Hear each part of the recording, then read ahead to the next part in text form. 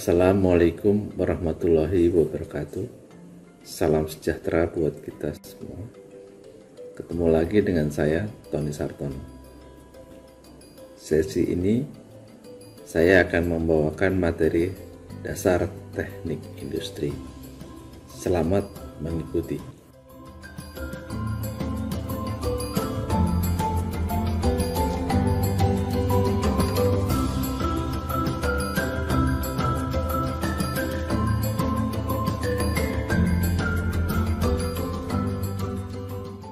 Berikut ini adalah modul pertama, yaitu AI 001, tinjauan teknik industri. Dalam teknik industri ini dibahas ada 3, yaitu mengenai latar belakang sejarah, berikutnya adalah pengertian dan ruang lingkup, dan yang ketiga adalah pemanfaatan. Frederick Winslow Taylor, yang dimana dia bekerja pada pabrik baja, kemudian melakukan penelitian waktu dengan menggunakan stopwatch untuk pengamatan pekerja untuk memindahkan biji besi dengan menggunakan skop yang kapasitasnya adalah 975 kilo untuk mencari pemindahan yang paling optimal.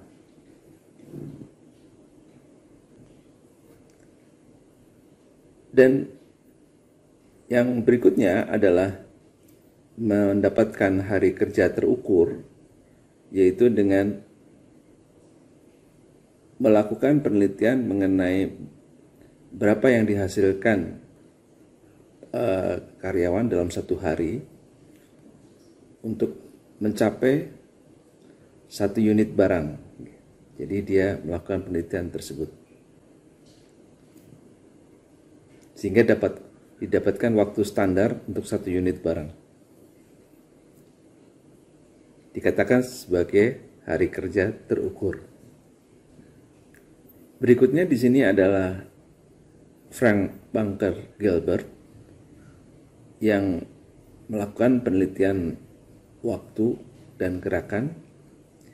Di sini dibantu sama istrinya Lillian Moller Gilbert, itu melakukan penelitian gerak karyawan yang terkenal dengan nama ekonomi gerakan, membuat dinding tembok yang di mana di situ pelaku pekerjanya melakukan aktivitas membungkuk untuk mengambil batu bata.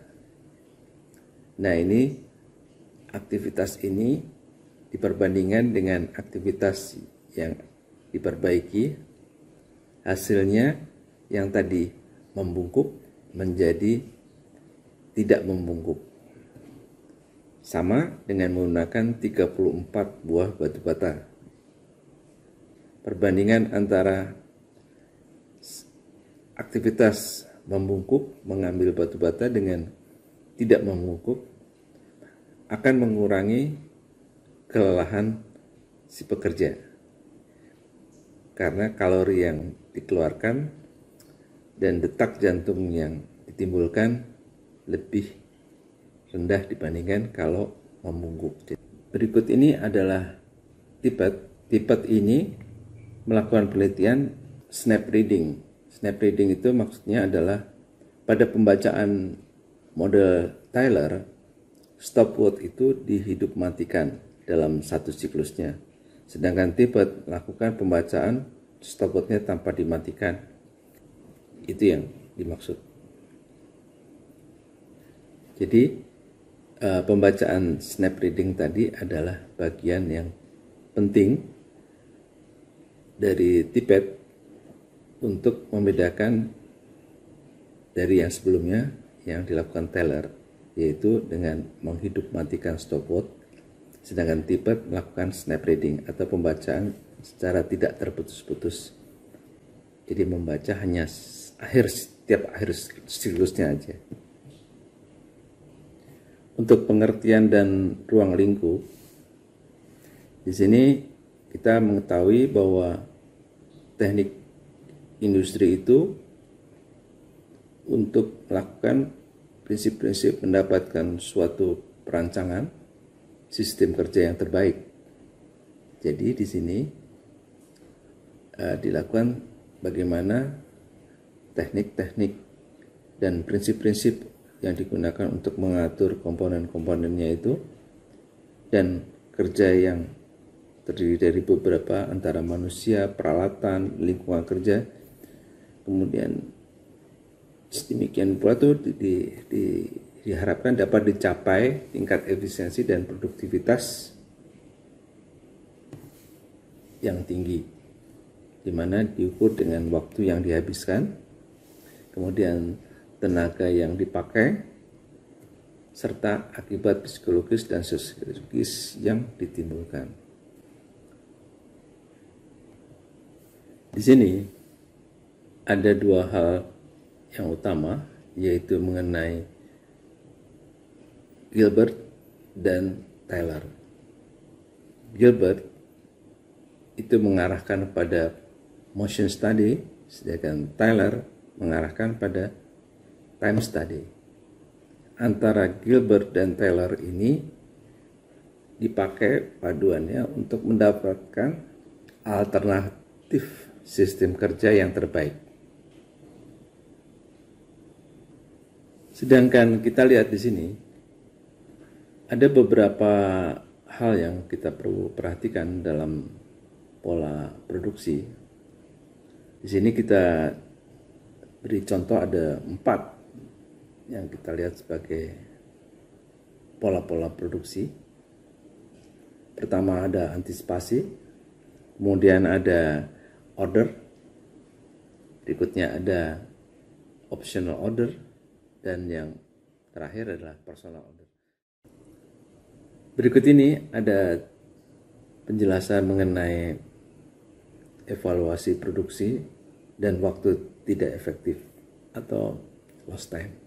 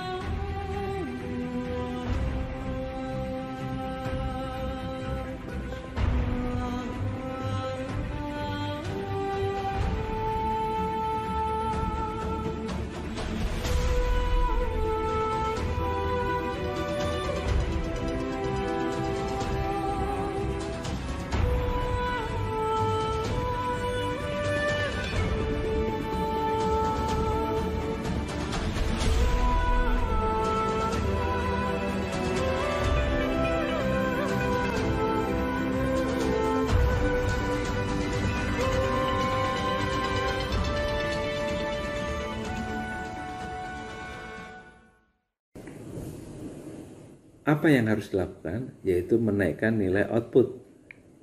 Menaikkan nilai output itu adalah melakukan perbaikan-perbaikan pada mutu produk yang dibuat stabil, ada mengurangi waktu yang terkait pada waktu operasi, baik pemindahan, kemudian waktu tunggu, dan waktu pekerjaan itu sendiri, waktu proses. Kemudian ada beberapa penghapusan pemborosan. Yang penting adalah intinya perlu standarisasi, baik dari standarisasi benda, standarisasi metode, maupun standarisasi waktu. Ini untuk mendapatkan nilai output yang lebih besar dengan mereduksi nilai-nilai input. Untuk pemanfaatannya, Kita mulai dengan aktivitas memetakan permasalahan, yaitu metode yang sekarang dilakukan. Kita pilih, kemudian kita petakan di situ dengan mencatat, menguji, mengembangkan, kemudian membuat usulan-usulan tadi kita terapkan. Hasilnya kita harus membuat satu yang dikatakan sebagai perbaikan, yang dimana menetapkan yang dikatakan sebagai new standard yang baru. Dan ini yang kita pelihara dan kita tingkatkan terus untuk mendapatkan metode yang terbaik. Apa hasilnya?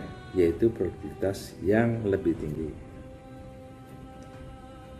Apa yang akan dilakukan di sini adalah melakukan pemotongan waktu lead time atau manufacturing lead time. Apa yang harus dilakukan di situ? Yaitu memotong antara waktu tunggu dan waktu pindah yang dari satu proses ke proses lainnya, maupun proses itu sendiri. Kenapa? Karena semua akan mengarahkan pada pemendekan waktu untuk manufacturing time, pemendekan waktu untuk di pabrik.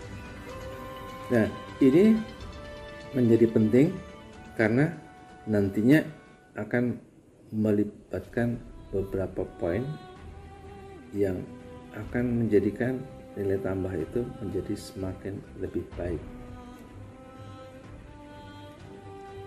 Karena aktivitas itu selalu akan diawali dari aktivitas dari awal sampai aktivitas akhir, itu melibatkan pada aktivitas sebelum dilakukan ada persiapan sebelumnya, seperti kita lihat pada gambar ini, penyiapan dari pihak logistik, dari pihak pabrik, yaitu membuat produksi awal, produksi terakhir atau produk final, kemudian produk jadi itu harus dikirim distribusi dan dikirim lewat aktivitas pengapalan maupun pengiriman ke beberapa daerah. Nah, ini menjadi penting menciptakan nilai tambah yang lebih besar dari semua aktivitas ini. Apa yang akan dilakukan? Yang akan dilakukan adalah mereduksi waktu proses itu sendiri, mereduksi waktu tunggu antar proses,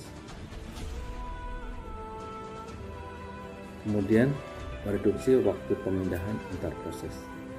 Jadi ada 3 poin di sini: waktu proses, waktu tunggu antar proses, dan waktu pemindahan antar proses.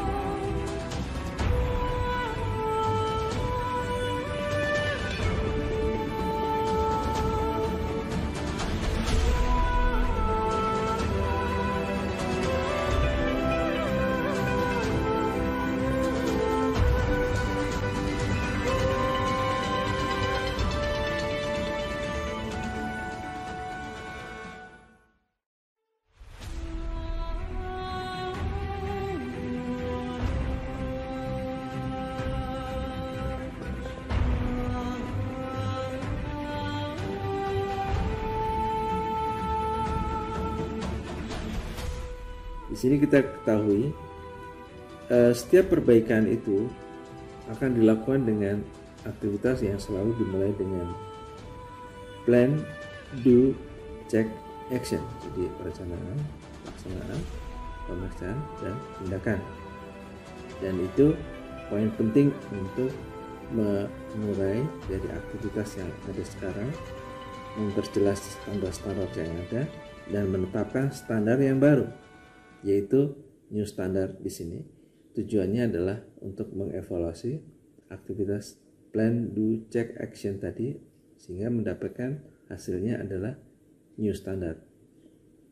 New standard ini hasil dari aktivitas yang tadi kita lakukan, yaitu P-nya adalah plan-nya itu adalah bagaimana kita membuat fakta-fakta di lapangan itu diangkat. Jadi kita menggunakan tools, kemudian apa yang jadi penyebab utama di situ aktivitasnya, kenapa, membuat tema dari aktivitas perbaikan, kemudian menetapkan targetnya. Di sini penting untuk target dibuat. Kemudian di sini ada D, yaitu do, yaitu melakukan perbaikannya. Waktunya jelas, timnya jelas, anggotanya, organisasinya jelas. Kemudian melakukan C, yaitu periksa hasil, cek. Dan terakhir A, action, tindakan. Di sini adalah standarisasi dan merencanakan berikutnya.